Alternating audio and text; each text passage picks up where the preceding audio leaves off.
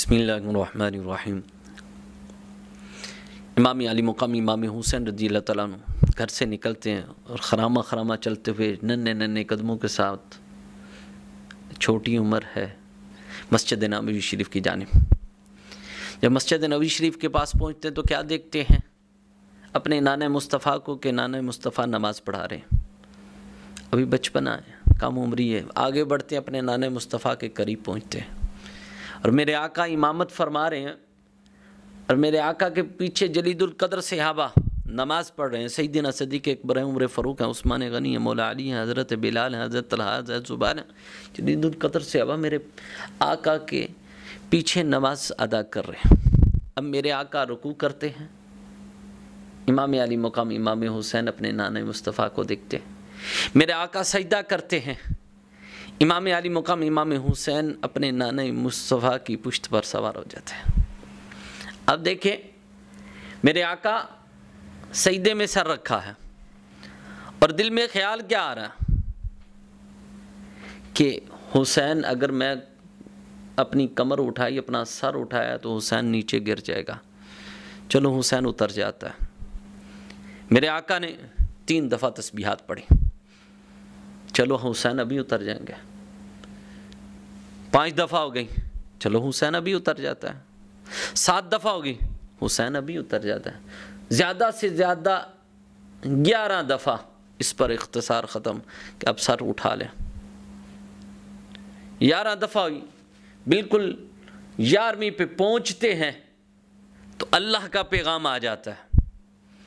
रब फरमाता है, प्यारे महबूब, अपना सर ना उठाना, मेरा हुसैन। आए हाय, रब क्या फरमा रहा है? मेरा हुसैन तेरी पुश्त पर बैठा है।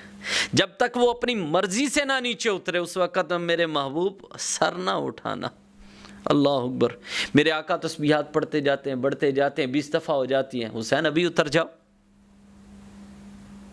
30 दफ़ा हो जाते हैं, हुसैन अभी उतर जाओ।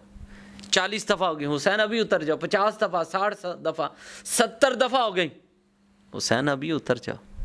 72 दफ़ा हुई तो हुसैन खुद ब खुद नाना मुस्तफ़ा की पुश्त नीचे उतर आए। उसी नन्हे नन्हे कदमों के साथ आगे बढ़ते हुए अपने घर पहुँचे। जब घर पहुँचे तो वालिदा ने पूछा, बेटा हुसैन, क्या बात क्या है, कहाँ से आ रहे हो? कहा, नाना मुस्तफ़ा के पास से आ रहा हूँ। तुम्हारे नाना मुस्तफ़ा क्या कर रहे थे? अम्मी जान, वो नमाज पढ़ रहे थे। अच्छा, अब रूहानियत की बात आ गई सामने। रूहानियत में बात हो रही है। बेटा हुसैन, तुम क्या करने गए? तुम क्या कर रहे थे? अम्मी जान, नाना मुस्तफ़ा नमाज पढ़ा रहे थे, मैं उनकी पुश्त पर बैठ गया।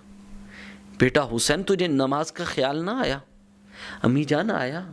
क्या तुम्हें अल्लाह की इबादत का ख्याल नहीं आया? अम्मी जान, आया। क्या नाना मुस्तफ़ा का ख्याल ना आया? अम्मी जान, आया। क्या उनके पीछे जो सहाबा थे, जलीदुल कदर सहाबा, उनका ख्याल नहीं आया? अम्मी जान, आया।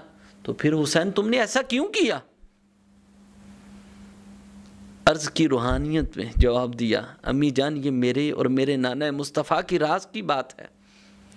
बेटा हुसैन, वो राज की बात क्या है? मुझे भी तो पता चले ना कि जो तूने इतना बड़ा काम किया है, कौन सी राज की बात है?